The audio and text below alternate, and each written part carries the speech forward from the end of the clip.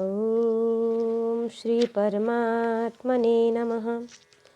पौषकृष्णैकादशी व्रतकथा। युधिष्ठिर उवाच। पौषस्य कृष्णपक्षे तु केयमेकादशी भवेत्। किं नाम को विधिस्तस्याः, को देवस्तत्र पूज्यते।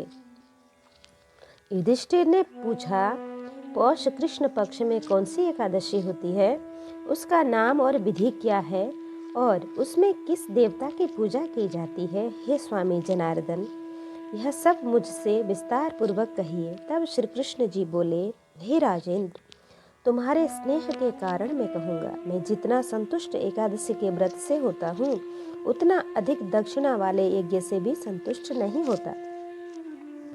इस कारण संपूर्ण यत्न से हरिवासर एकादशी का व्रत करना उचित है। हे राजन, पौष कृष्ण पक्ष में द्वादशी से युक्त जो एकादशी होती है, उसका महात्म्य एकाग्र चित्त से श्रवण करना चाहिए। हे राजन, सब महीनों में जितनी एकादशियां होती हैं, यद्यपि उनमें भेद न करना चाहिए, तथापि इस एकादशी की और भी कथा सुनो।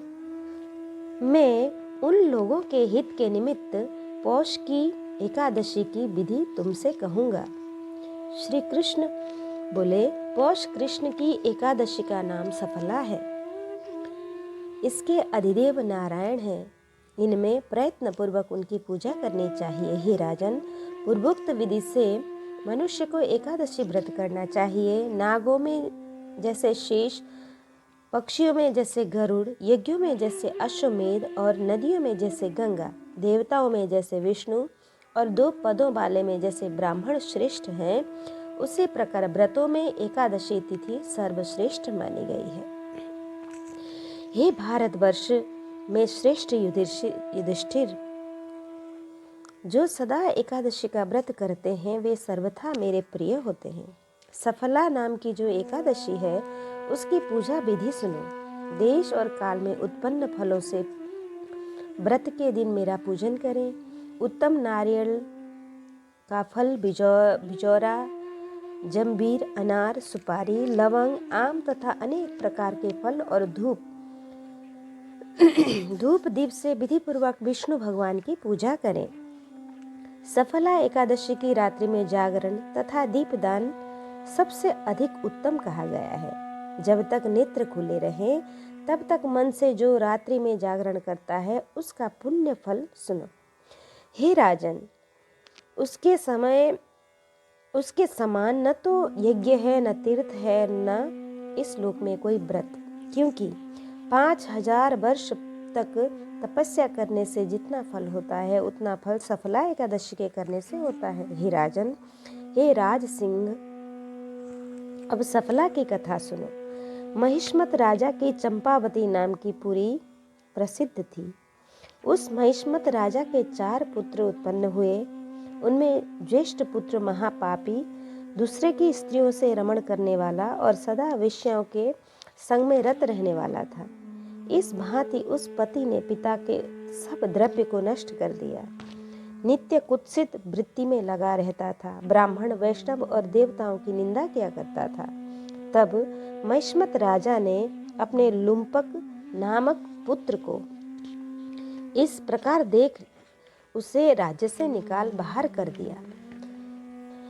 जब राजा ने अपने राज्य से निकाल दिया, तब राजा के भय से उसके बंधु और परिवार के सभी लोग उसे त्याग दिए। लुम्पक मन में विचार करने लगा कि पिता और भाइयों ने मुझे त्याग दिया, अब मेरा कर्तव्य क्या है। इस प्रकार की चिंता में मग्न हो पाप में बुद्धि को प्रवृत्त कर विचार किया कि पिता की पुरी का परित्याग कर वन में चलूं, दिन भर वन में रहकर रात को नगर में चोरी करूं, पिता का सब धन लूट लूंगा। इस प्रकार मन में विचार कर सदैव पतित वह लुम्पक पुरी को त्याग कर सघन वन में चला गया। वह पापी नित्य वंचरों का घात करता था और चोरी करने में तत्पर होकर समस्त नगर की चोरी करता था। गृहस्थ जब उसे पकड़ भी लेते, तो महिष्मत राजा के भय से उसे छोड़ दिया करते थे। इस प्रकार वह पापी जन्म जन्मांतर के पाप से राज्य भ्रष्ट हो गया। नित्य मांस और फल का भक्षण करता था और उस दुष्ट का आश्रम वासुदेव भगवान को प्रिय था, क्योंकि वहां बहुत वर्षों का पुराना एक पीपल का वृक्ष था और उस महावन में वह देवता के समान हो गया। उसी स्थान में वह पाप बुद्धि लुम्पक कुछ काल तक निवास करता रहा। दुष्कर्म में रत और निंदित कर्म को करते हुए उसे पौष कृष्ण पक्ष की सफला एकादशी का दिवस प्राप्त हुआ। हे राजन, दशमी की रात्रि को वस्त्रहीन होने के कारण ठंडक से पीपल के निकट उसे इतना दुख हुआ कि वह बेहोश हो गया और इतना दुखी हुआ कि पीपल के नीचे सुख तो कहाँ था, आंखों में झपकी तक न लगी। इस प्रकार वह जागरण से मृतक के समान हो गया। रात को ठंडक से दांत बजने लगे। इस प्रकार रात्रि व्यतीत हुई। सूर्य के उदय होने पर भी चैतन्य नहीं हुआ। जब सफला एकादशी के दिन मध्याह्न काल हुआ तब पहले से बेहोश उसको कुछ चेतना हुई। उस लुम्पक को चेतना हुई, उसे होश आया। चैतन्य होने पर क्षण भर के पश्चात धीरे धीरे उठता हुआ वह पग पग गिरता हुआ, लंगड़े की भांति चलता हुआ, क्षुधा और प्यास से पीड़ित हो उस दुरात्मा लुम्पक ने जीव हत्या करने की शक्ति न रही। अब इस प्रकार जमीन में गिरे हुए फलों को उठाकर वहां आया। तब तक सूर्य भगवान अस्त हो गए थे। उन सब फलों को वृक्ष के मूल में रखकर वह दुखी हो इस प्रकार विलाप करने लगा कि हाय पिता, न जाने और क्या होगा। लाचार हो कहने लगा कि इन फलों से हरि भगवान प्रसन्न होवे। यह कहकर वह लुम्पक उस रात्रि को भी जागरण करता हुआ बैठ गया। उस जागरण से भगवान मधुसूदन ने सफला एकादशी का व्रत और उन फलों से पूजन स्वीकार कर लिया। इस प्रकार लुम्पक ने अकस्मात वह उत्तम व्रत एकादशी का व्रत लिया और उसी व्रत के प्रभाव से उसको अकंटक राज्य प्राप्त हुआ। हे राजन, पुण्य का अंकुर जैसे उदय होकर लुम्पक को मिला, उसे सुनिए। सूर्योदय के समय एक दिव्य अश्व लुम्पक के निकट आकर खड़ा हो गया। उसी समय शरीर रहित वाणी आकाशवाणी हुई कि हे राजपुत्र, वासुदेव के प्रसाद और सफला के प्रभाव से तेरा राज्य निष्कंटक होगा।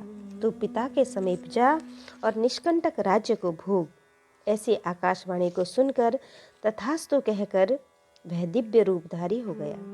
अपनी मति को विष्णु भगवान के चरणों में लगा दिया और दिव्य आभूषणों से विभूषित हो पिता को नमस्कार कर गृह में रहने लगा। तब उस वैष्णव को उसके पिता ने निष्कंटक राज्य दिया और उसने बहुत काल तक राज्य किया।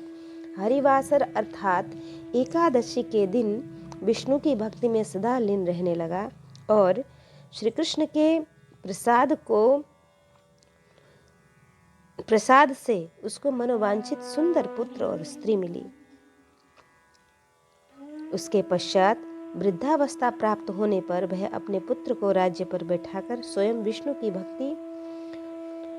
भक्ति में पारायण होकर स्त्री सहित वन को चला गया और अपनी आत्मा को वश में करके विष्णु लोक को प्राप्त हुआ और वहां श्री कृष्ण के समीप गया, जहां जाने से चिंता नहीं रहती। इस प्रकार सफला एकादशी व्रत जो करेंगे वे इस लोक में यश और परलोक में निसंदेह मोक्ष की प्राप्ति होगी। सफला एकादशी के व्रत करने वाले मनुष्य संसार में धन्य हैं। वे इसी जन्म में मोक्ष को प्राप्त करते हैं, इसमें कोई संदेह नहीं है। हे राजन, जो मनुष्य सफला का महात्म्य सुनता है वह अश्वमेध यज्ञ का फल प्राप्त करके स्वर्ग को निवास करता है। सफला एकादशी की जय। कृष्णाय वासुदेवाय हरये परमात्मने प्रणतक्लेशनाशाय गोविन्दाय नमो नमः।